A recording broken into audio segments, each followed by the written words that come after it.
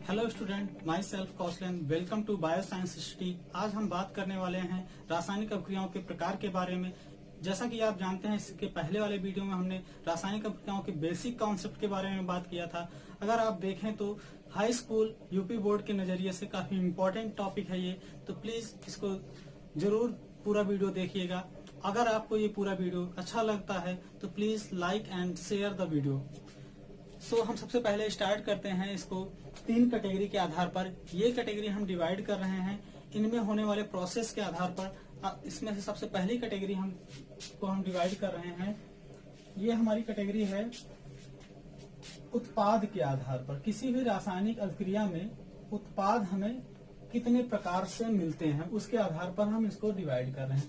सबसे पहला जो होता है हमारा एडिशन रिएक्शन। एडिशन रिएक्शन को हम बोलते हैं संयोजन अभिक्रिया। संयोजन अभिक्रिया, इसमें आपको सेकंड मिलेगा डिसोसिएशन रिएक्शन।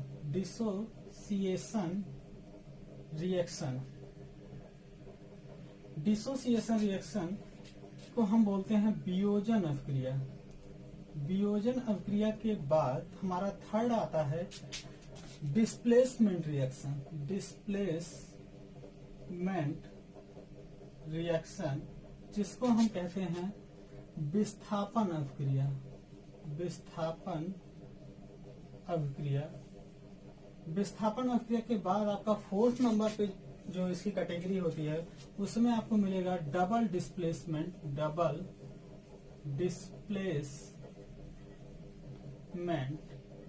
रिएक्शन, और इसके अंतर्गत हम देखेंगे, इसको हिंदी में हम कहते हैं द्विविस्थापन अभिक्रिया। द्विविस्थापन अभिक्रिया। चलिए सबसे पहले हम शुरू करते हैं एडिशन रिएक्शन को। एडिशन रिएक्शन क्या होते हैं कि जब किसी रासायनिक अभिक्रिया में एक से अधिक रिएक्टेंट आपस में ऐड होकर के कोई एक प्रोडक्ट देते हैं, तो ऐसी रासायनिक अभिक्रियाओं को हम बोलते हैं एडिशन रिएक्शन। एग्जांपल के बेस पर, जैसे कोई ए है और बी है, आपस में रिएक्शन कर रहे हैं और ये हमें सी दे रहे हैं। ये आपके रिएक्टेंट हुए और ये आपके प्रोडक्ट हुए, यानी अभिकारक और उत्पाद। उदाहरण के तौर पर जैसे आप ले लीजिए मैग्नीशियम है प्लस O2 से इसकी अभिक्रिया कराइए। इसको बैलेंस करने के लिए यहाँ पर मैग्नीशियम 2 ले लीजिए और इसको बैलेंस करेंगे आपको तो 2 मैग्नीशियम ऑक्साइड के मॉलिक्यूल आपको प्राप्त होंगे। समझ रहे हैं? इस तरह के रासायनिक अभिक्रिया को आप संयोजन अभिक्रिया कहते हो। और इसमें और उदाहरण अगर आप देखना चाहो तो जैसे कि आप देखिए H2 हो और Cl2 हो, इन दोनों को आप जब आपस में अभिक्रिया कराते हैं तो आपको HCl प्राप्त होता है और इसको आप कहते हो संयोजन अभिक्रिया। सेकेंड आपका आता है डिसोसिएशन रिएक्शन। डिसोसिएशन रिएक्शन में क्या होता है कि जब कभी कोई एक रिएक्टेंट रिएक्शन होने के बाद एक से अधिक उत्पाद देता है हमें, तब उसको हम कहते हैं डिसोसिएशन रिएक्शन।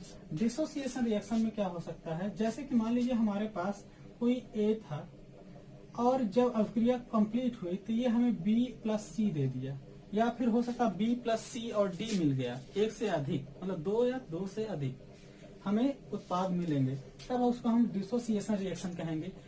इसका उदाहरण आप इस तरह से ले सकते हैं, जैसे फेरस सल्फेट है।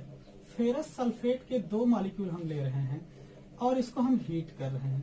जब इसको हम गर्म करते हैं तो हमें ये क्या देता है कि ferric oxide Fe2O3 plus SO2 plus SO3, यानी फेरिक ऑक्साइड, सल्फर डाइऑक्साइड और सल्फर ट्राइऑक्साइड हमें प्राप्त होता है। इसी तरह से कुछ अन्य उदाहरण हम लेना चाहें तो कैल्शियम कार्बोनेट का ले सकते हैं।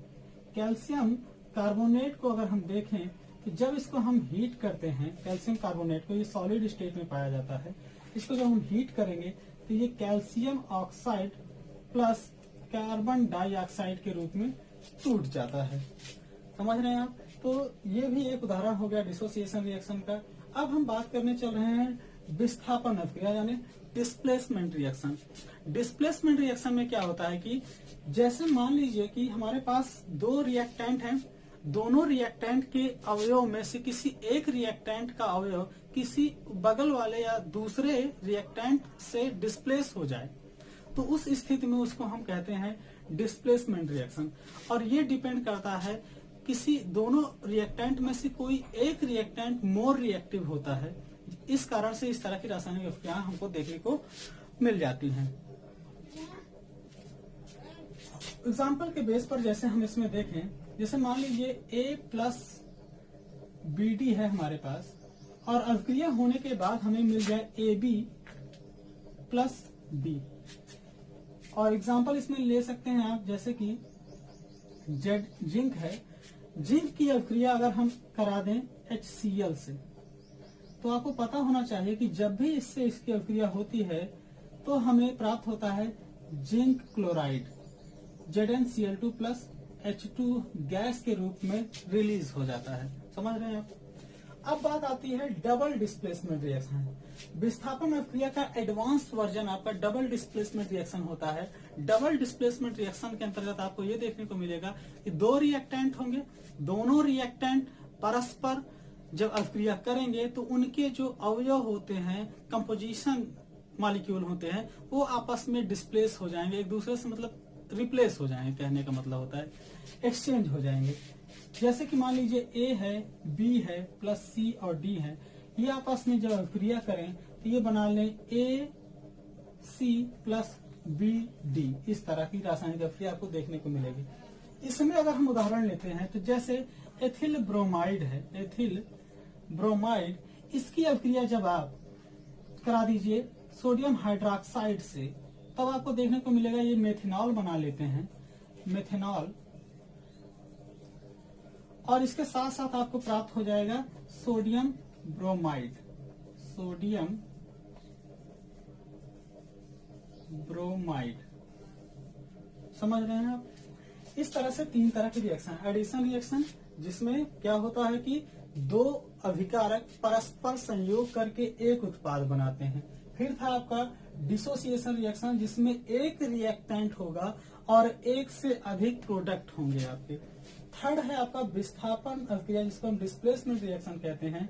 इसमें भी दो रिएक्टेंट हो सकते हैं और दोनों रिएक्टेंट परस्पर आपस में किसी एक अवयव का एक्सचेंज कर लेते हैं। बात फिर आती है डबल डिस्प्लेसमेंट में दोनों दोनों रिएक्टेंट के अवयव आपस में एक्सचेंज हो जाते हैं। जैसे कि यहाँ पर आप देख रहे हैं एथिल ब्रोमाइड सोडियम हाइड्रोक्साइड परस्पर अभिक्रिया करके आपको मेथेनॉल और सोडियम ब्रोमाइड दे रहे हैं। अब बात आती है सेकेंड कैटेगरी की। जो सेकेंड हमारी कैटेगरी है उसको हमने डिवाइड किया है ऊष्मा के आधार पर। अगर हम ऊष्मा के आधार पर देखें तो रासायनिक अभिक्रियाएं दो प्रकार की होती हैं। एक तो ऐसी रासायनिक अभिक्रियाएं होंगी जिसमें आप देखेंगे कि रासायनिक अभिक्रिया होने के लिए ऊष्मा की आवश्यकता पड़ रही, मतलब उनको ऊष्मा हम देंगे। और कुछ रासायनिक अभिक्रियाएं ऐसी होती हैं जिसमें आप ये देखेंगे कि रासायनिक अभिक्रिया होने पर ऊष्मा उत्पन्न हो रही है। समझ रहे हैं आप? तो जब इस आधार पर हम देखते हैं तो दो तरह की रासायनिक अभिक्रिया हमें प्राप्त होती है। सबसे पहला होता है हमारा एक्सोथर्मिक रिएक्शन जिसको हम कहते हैं ऊष्मा क्षेपी अभिक्रिया। और सेकेंड हमारा होता है इंडोथर्मिक। अब सबसे पहले हम बात करने चल रहे हैं एक्सोथर्मिक की। एक्सोथर्मिक में आप देखिए कि जैसे एक उदाहरण लेते हैं, मेथेन है CH4। मेथेन की अभिक्रिया जब ऑक्सीजन से आप कराते हैं तो ये मेथेन जलने के बाद कार्बन डाइऑक्साइड देता है, साथ में आपको H2O देता है वाष्प के रूप में। अब जब ये रासायनिक अभिक्रिया होती है इसको थोड़ा आप बैलेंस भी कर लीजिए।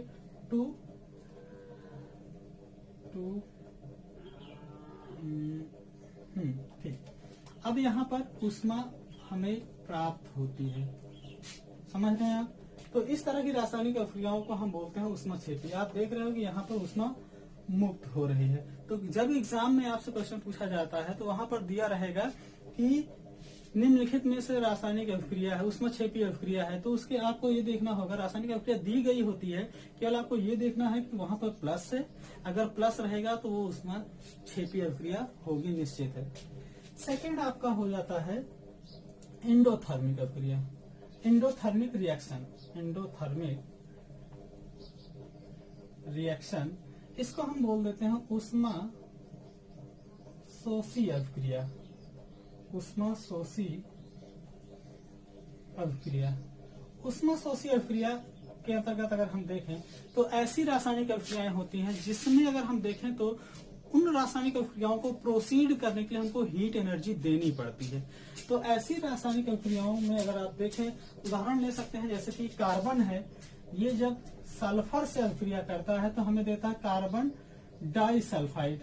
इसको बैलेंस कर लीजिए आप, और इस प्रोसेस में ये ऊष्मा हमें देनी पड़ती है। समझ रहे हैं आप? अब हमारा थर्ड कैटेगरी होता है, थर्ड कैटेगरी जिसके बारे में हम बात करने चल रहे हैं। तो वहां पर हम इलेक्ट्रॉन ट्रांसफर यानी इलेक्ट्रॉन स्थानांतरण के आधार पर हम बात करेंगे कि रासायनिक अभिक्रियाएं कितने प्रकार की होती हैं। तो इलेक्ट्रॉन स्थानांतरण के आधार पर भी रासायनिक अभिक्रियाएं दो प्रकार की होती हैं। पहला हम उसको बोलते हैं ऑक्सीडेशन रिएक्शन, दूसरा होता है हमारा रिडक्शन रिएक्शन। ऑक्सीकरण अभिक्रिया रिडक्शन को ऑक्सीडेशन रिएक्शन को हम ऑक्सीकरण कहते हैं और रिडक्शन रिएक्शन को हम अपचयन अभिक्रिया कहते हैं। ऑक्सीडेशन रिएक्शन, ऑक्सीकरण अभिक्रिया। अब ऑक्सीकरण अभिक्रिया में होता यह है कि जब किसी रासायनिक अभिक्रिया में हाइड्रोजन को रिमूव किया जा रहा हो यानी हाइड्रोजन को निकाला जा रहा है और ऑक्सीजन को ऐड किया जा रहा है यानी जोड़ा जा रहा है, संयोजन हो रहा है ऑक्सीजन का, तब उसको हम कहते हैं ऑक्सीकरण अभिक्रिया। उदाहरण के तौर पे आप देख लीजिए, जैसे कि मैग्नीशियम है और मैग्नीशियम की अभिक्रिया जब ऑक्सीजन से हम कराते हैं तो हमें प्राप्त होता है 2 मैग्नीशियम ऑक्साइड के मॉलिक्यूल। इस रासायनिक अभिक्रिया को आप बोल सकते हो ऑक्सीकरण। दूसरा उदाहरण ले लीजिए, कार्बन है, ऑक्सीजन से अभिक्रिया कर रहा है और बना रहा है कार्बन डाइऑक्साइड, तब भी आपका ऑक्सीकरण अभिक्रिया का उदाहरण हुआ। इसमें अगर हम हाइड्रोजन के विस्थापन की अगर हम बात कर रहे हैं तो H2S ले लीजिए और इसके साथ ऑक्सीजन की अभिक्रिया कराइए तो आपको H2O प्राप्त होगा और प्लस सल्फर मुक्त हो जाएगा। समीकरण को आप बैलेंस कर लीजिए। अगर आपको समीकरण को बैलेंस करना नहीं आता है तो मेरा पिछला वीडियो जरूर देखिएगा आप। इसमें आप देखेंगे कि इस तरह से अगर हम इसको बैलेंस कर रहे हैं तो आप देख रहे हैं कि हमारा सभी एटम यहाँ पर बैलेंस है दोनों तरफ। अब बात आती है रिडक्शन रिएक्शन की। रिडक्शन रिएक्शन में अगर आप देखें तो उसको हम कहते हैं कि अपचयन अभिक्रिया।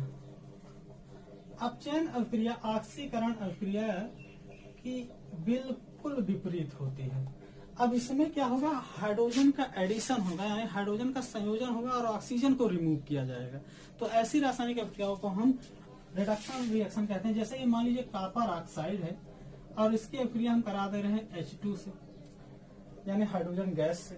जब इसकी अभिक्रिया इससे कराओगे आप तो यहाँ पर इसको बैलेंस करने के लिए 2 ले लीजिए और देखोगे 2 कॉपर मिल जाएंगे आपको और साथ में 2H2O। ये चीज मतलब कॉपर ऑक्साइड से हाइड्रोजन गैस रिएक्शन करके कॉपर को मुक्त कर दे रहा है और ये जल प्रोडक्ट के रूप में दे रहा है। इसको आप इस तरह से भी आप देख सकते हो कि ये आपका डिस्प्लेसमेंट रिएक्शन है। समझ रहे हैं आप, यहाँ पर कॉपर को रिमूव किया जा रहा है, ये डिस्प्लेसमेंट रिएक्शन हो जाता है। लेकिन यहाँ पर हम बात कर रहे हैं इलेक्ट्रॉन के बेस पर कि इलेक्ट्रॉन स्थानांतरण के आधार पर रासायनिक अभिक्रिया तो 2 प्रकार की। एक ऐसा होता है जहाँ पर हाइड्रोजन को बाहर निकाला जा रहा है। हाइड्रोजन को बाहर निकालने का मतलब होता है इलेक्ट्रॉन को त्यागा जा रहा है और ऑक्सीजन को लेने का मतलब होता है कि इलेक्ट्रोनिगेटिव यानी विद्युत ऋणात्मक तत्वों को जोड़ने की बात करता है यहाँ पर। तो ओवरऑल कहीं पर भी अगर आपको ऐसा दिखे कि ऋणात्मक तत्व जुड़ रहे हैं तो वहां पर सिंपल सा कॉन्सेप्ट होगा कि वो आपका अपचयन है। और कहीं पर आपको ऐसा दिखे कि इलेक्ट्रॉन को निकाला जा रहा है तो उसका सीधा सा मतलब होता है कि वो ऑक्सीकरण अभिक्रिया है। होप यू गाइस आपको ये वीडियो अच्छा लगा होगा। अगर आपको ये वीडियो अच्छा लगा है तो please like, subscribe and share the video. Thank you.